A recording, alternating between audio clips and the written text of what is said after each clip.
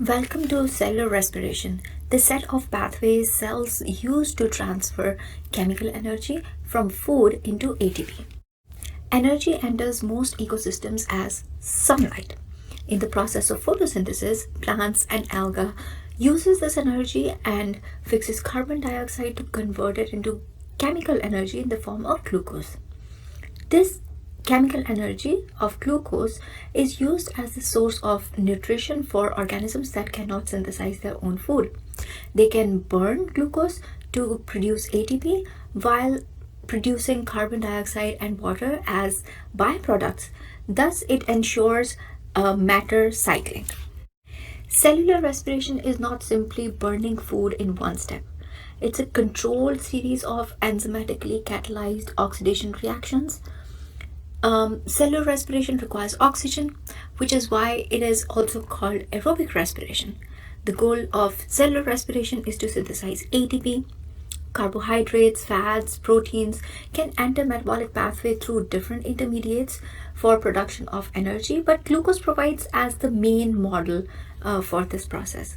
Carbon dioxide and water emerge as the major byproducts of this reaction. A simplified overview of this equation is that one molecule of glucose plus 6 oxygen molecules yield 6 carbon dioxide molecules and 6 water molecules and release energy captured primarily in the form of ATP. But this equation hides dozens of reactions and electron transfers during the whole process. Human beings do not reliably produce exact 36 molecules of ATP per glucose. A modern estimate of ATP production is around 30 to 32 molecules per reaction, with variations among cells and conditions. So your first question here is, which information about this overall reaction for cellular respiration did I correct during my lecture? So I corrected the number of ATPs produced because that is not always exactly 36 ATP molecules per glucose molecule. ATP is a nucleotide. It contains adenine, ribose sugar, and 3 phosphate groups. Hydrolysis of ATP to ADP and inorganic phosphate can release free energy that cells use for movement, transportation, synthesis, and signaling. ATP is not a long-term energy warehouse. It's rapidly recycled and transferred. Therefore, the cellular respiration helps continuous generation of ATP from ADP and inorganic phosphate. This overview shows 4 connected stages of cellular respiration. Glycolysis occurs in cytosol and produces pyruvate, ATP, and NADH. Pyruvate oxidation produces acetyl-CoA, which enters the Krebs cycle in mitochondrial matrix. NADH and FADH2 accumulated at different steps carry a high energy electron, and they are used in the electron transport chain, which is also known as oxidative phosphorylation, where most of the ATP is generated. Glucose is a 6 carbon molecule. Glycolysis splits this 6 carbon molecule into 2 3 carbon molecules, which are pyruvate. This pathway first invests 2 ATP and then regenerates 4 ATP by substrate level phosphorylation, giving it a net gain of 2 ATP molecules. It also reduces 2 NAD positive to NADH. Glycolysis requires no oxygen directly, so it can happen under anaerobic conditions as well.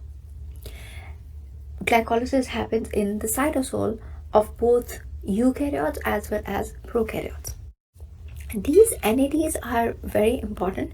We should keep counting them and keep them aside because we will see how important they are in high yield and ATP production in further steps of cellular respiration. So that's also your question here in your quiz. Which product of glycolysis did I encircle, saying that it is very important for further steps of cellular respiration, and it is NADH. So we'll talk about NADH again, and make sure you understand that different steps of cellular respiration produce NADH and accumulate NADH, which are then used for high yield ATP processes. When enough oxygen is available and oxygen dependent respiration can continue, each pyruvate molecule, which has broken from one glucose molecule, enters the mitochondrial matrix. One carbon leaves as carbon dioxide, and the electrons reduce NAD positive to NADH, and the remaining 2 carbon acetyl group joins enzyme CoA. Because one glucose produces 2 pyruvate, this whole process occurs twice, yielding 2 acetyl CoA, 2 carbon dioxide, and 2 NADH. At this point, it's interesting that we start enumerating number of carbon dioxide molecules produced in this reaction, because glucose is a 6 carbon molecule. So technically, we should get 6 carbon dioxide molecules. But where are those molecules produced that we will count as we go through this lecture? But I hope you understand that 2 of those carbon dioxide molecules are produced here. So your question in the quiz will be, which product of cellular respiration did we start enumerating from pyruvate oxidation step? And it is carbon dioxide molecules. Each acetyl-CoA enters citric acid cycle by combining with oxaloacetate. A series of reaction generates oxaloacetate again and allows the cycle to continue. For every glucose molecule, 2 turns releases 4 carbon dioxide molecules, because from one glucose you produced 2 pyruvates, so that's why 2 molecules will continue the cycle twice. So in each cycle, 2 carbon dioxide molecules are produced. So if this cycle happens twice, then 4 carbon dioxide molecules will be produced. So we understood that from previous step, we got 2 carbon dioxide molecules, and in this step, we get 4 more. So we have our net total of 6 carbon dioxide molecules. Plus, we also produce 6 NADH, 2 FADH2, and 2 ATP or GDP molecules. The cycle's major contribution is not direct ATP.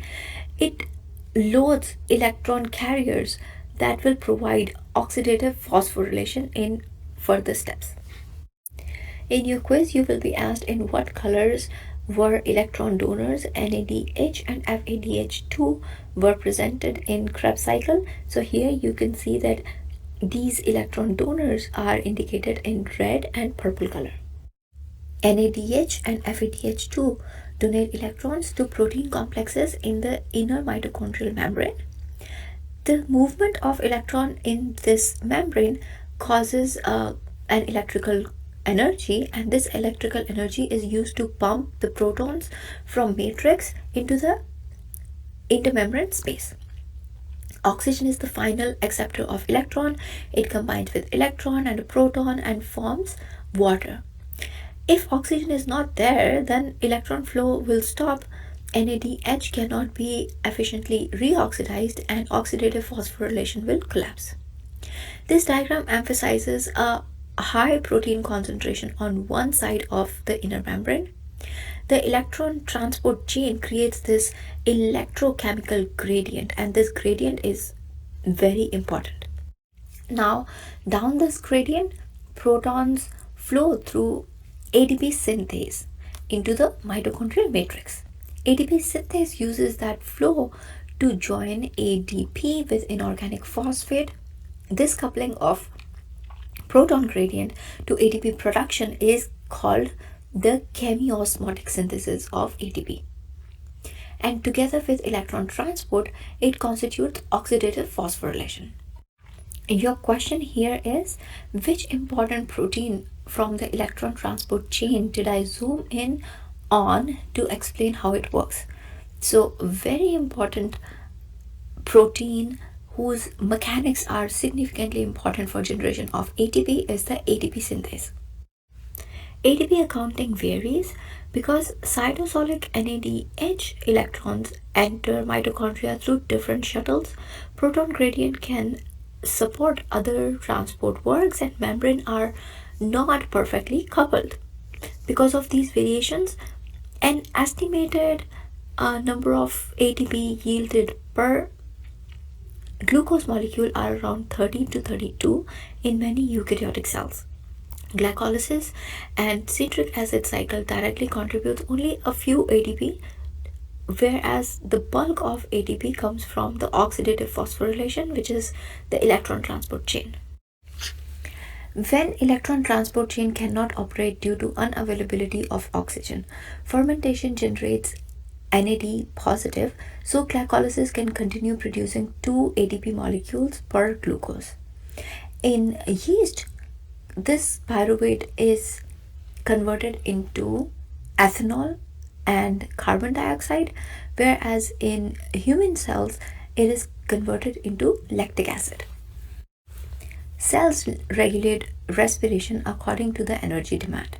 When ATP is abundant, it inhibits key enzymes such as phosphofructokinase in glycolysis and isocitrate dehydrogenase in citric acid cycle. When ADP or AMP rises, the pathway accelerates. This negative feedback prevents unnecessary oxidation of fuel. Regulation also responds to substrate availability, calcium signaling, oxygen supply, and hormonal control. Mitochondrial compartments make respiration efficient. The outer membrane is relatively permeable to many small solutes. The matrix contains enzymes for pyruvate oxidation and citric acid cycle.